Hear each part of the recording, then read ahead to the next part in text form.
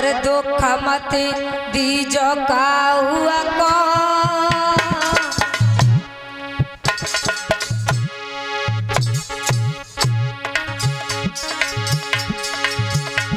अरे तो समना आवे द्वार बैठना दीजो बाहुआ को दादा तो समना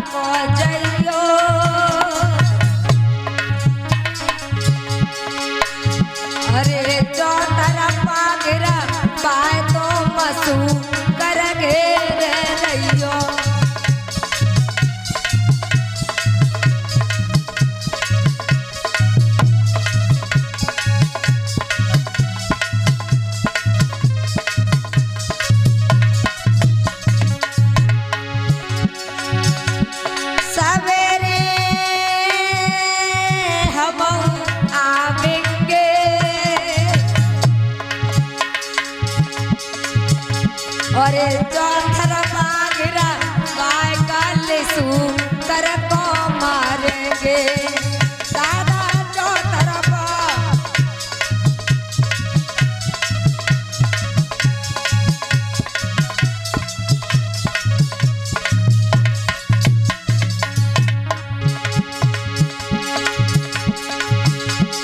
हरी हरी बोलो मेरे भाई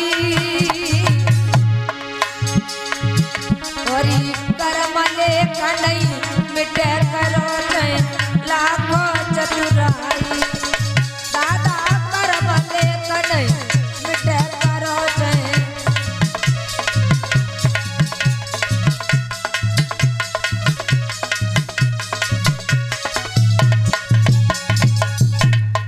कहा महाराज ऐसा कीजिए माली भैया आप लौट जाओ और मैं सुबह आकर के देखूंगा।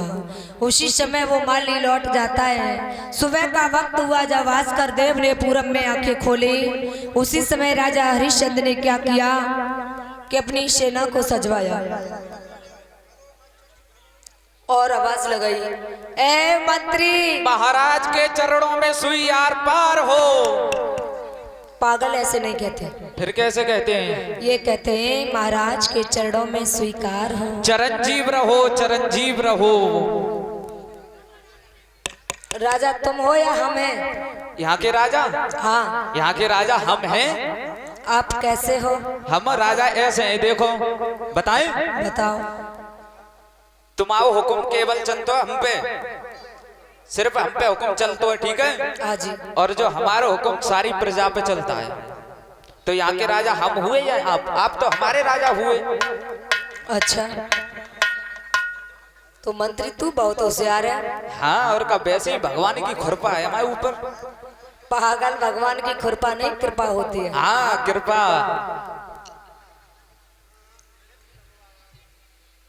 तो मंत्री कहिए महाराज। ऐसा कीजिए कि आप सेना को सजवा लीजिए। ले महाराज, सेना तो तैयार है, जो धरी तलवार और जो रखी ढाल। और हमारा घोड़ा तो निकाल के ला। घोड़ा ले।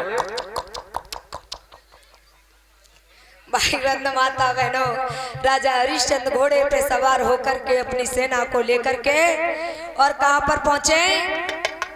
उसी बगिया में पहुंच जाते हैं। और बगिया में जाकर के मंत्री एक बात सुन।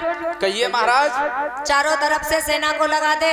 अरे लगी है महाराज, देखो तऊ सेना, ये तऊ सेना, बितऊ सेना और ये तऊ सेना। और एक बात और ध्यान में रखना।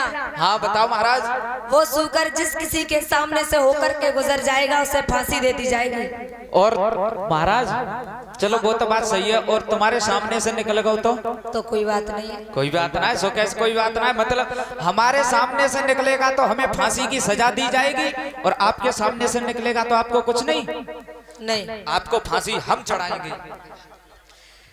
देख लो महाराज ने शिकायत पढ़ना करे दे रहे हैं, जो गद्दी की तैयारी कर रहे हैं कि जे कम मारे तो गद्दी मिले। ले हिस्सा बांट तो बराबर ही होगा।